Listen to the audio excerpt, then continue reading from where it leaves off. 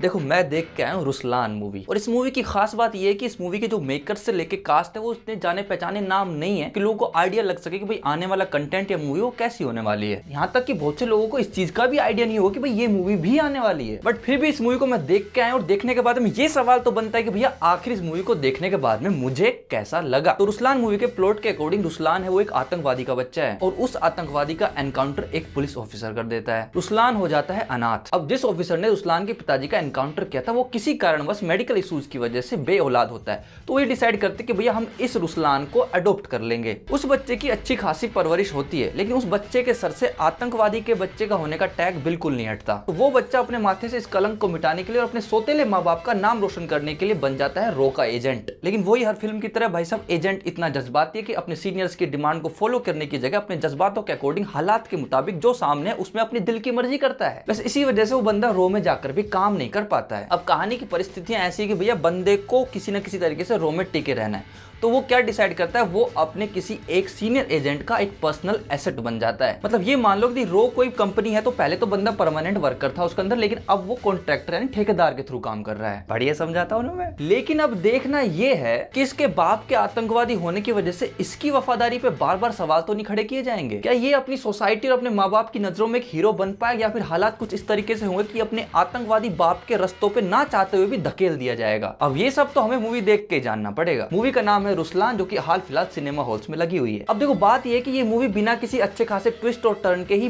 भाई साहब शुरुआत से लेकर एंड तक पूरा रन टाइम खा जाती है। बस एंड के 15 मिनट में हमें जाके एक अच्छा खासा ट्विस्ट मिलता है। तो मैं कह सकता हूँ मूवी की कहानी, सीन्स, डायलॉग राइटिंग्स एंगेजिंग नहीं है। शुरुआत से लेकर एंड तक बस 15 मिनट के लिए टिके रहना बहुत ही एफर्ट टेकिंग है। मतलब कि मूवी को वहां से लेकर वहां तक देखना भी थोड़ा सा मुश्किल हो जाता है। तो ओवरऑल कहानी मुझे बिलो एवरेज लगी। मूवी का एक्शन सीक्वेंस अच्छा है, वाव नहीं है बट ठीक है। मूवी के गानों की मैं बात करूं तो मुझे एक भी गाना याद नहीं है, तो मतलब मुझे गाने खास नहीं लगे। मूवी के मेन एक्टर आयुष शर्मा को शायद आपने अंतिम मूवी में देखा होगा। अब एक्टिंग की बात की जाए तो देखो इनकी मुझे एक्टिंग ना पूरी मूवी के अंदर बहुत ही एवरेज लगी, लेकिन लास्ट के 15 मिनट में एक इमोशनल सीन आता है माँ के साथ में, उसमें मुझे लगा कि हाँ इसमें मैं इनकी एक्टिंग को मार्क कर सकता हूँ। इसके अलावा बाकी जितनी भी एक्टिंग थी वो बेकार नहीं है, बट मैं तारीफ कर सकूँ वो केवल एंड की थी, एक सीन। हाँ इस मूवी को फैमिली के साथ देखा जा सकता था, कोई किस सीन नहीं है, बट एक बिकनी सीन है तो वो एडजस्ट हो सके तो देख लो। अब देखो dialogue, direction, BGM, screenplay, ये सारी चीज ना बिलो देन एवरेज थी, तो मैं इन सबको एक साथ मेंशन करके आपका और मेरा टाइम दोनों बचा देता हूँ। बट इस मूवी में काफी कमियां होने के बावजूद भी कुछ चीजें ऐसी थी जो मुझे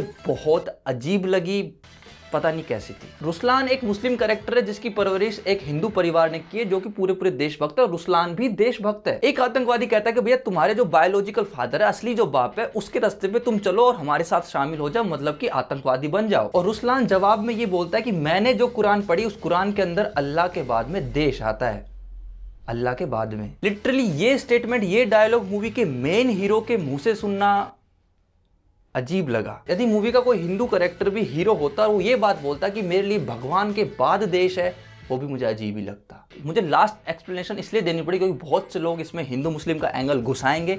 मेरा एंगल जरूर समझने की कोशिश करें, देश हमेशा पहले होता है। दूसरा, इस मूवी के अंदर एक बड़ी अजीब बात मुझे ये लगी कि एक आतंकवादी के सीने में भी रहम दिखाया गया है। वो छोटे बच्चे को इसलिए नहीं मारता है क्योंकि वो खुद एक बाप बन चुका है। अब ये कौन सा लॉजिक हुआ? यदि वो इतना ही सेंसिटिव है तो आतंकवादी कैसे? और यदि वो इतना सेंसिटिव हो चुका है कि भैया एक बच्चे को इसलिए नहीं मार रहा है क्योंकि वो किसी बाप से उसका बच्चा छीन नहीं सकता, क्योंकि उस दर्द को वो शायद खुद भी नहीं झेल पाए, तो वो भैया किसी बाप को भी एक बच्चे से कैसे छीन सकता है? मतलब बड़ों को मार सकता है? भैया ऐसा माइंडसेट नहीं होता है आतंकवादी का। उनमें इंसानियत नहीं होती है, तभी तो वो आतंकवादी है। तो फिर हम मूवी में इस चीज को ग्लोरीफाई क्यों कर रहे हैं? आप लोग मूवी देखोगे तो खुद समझ जाओगे इस चीज को। अजीब तो लगेगा, बट इन द एंड ये पूरी कहानी काल्पनिक है, तो इनका सच्चाई से वास्ता हो या ना हो, तो मैं सच्चाई भी क्यों ढूंढूं, बट फिर भी मुझे ये फील हुआ, हो सकता है आपको ना हो। सो मेरा final statement for new release movie of Ruslan of Ayush Sharma actor वो ये है कि पूरे 2 घंटे की एवरेज मूवी चलते हुए लास्ट में एंड के 15 मिनट हमें कुछ अच्छा सा ट्विस्ट और टर्न मिलता है, जिसे देखने के बाद में लगता नहीं है कि शुरुआत का 1 घंटे 45 मिनट का इंतजार था वो वर्थ इट था।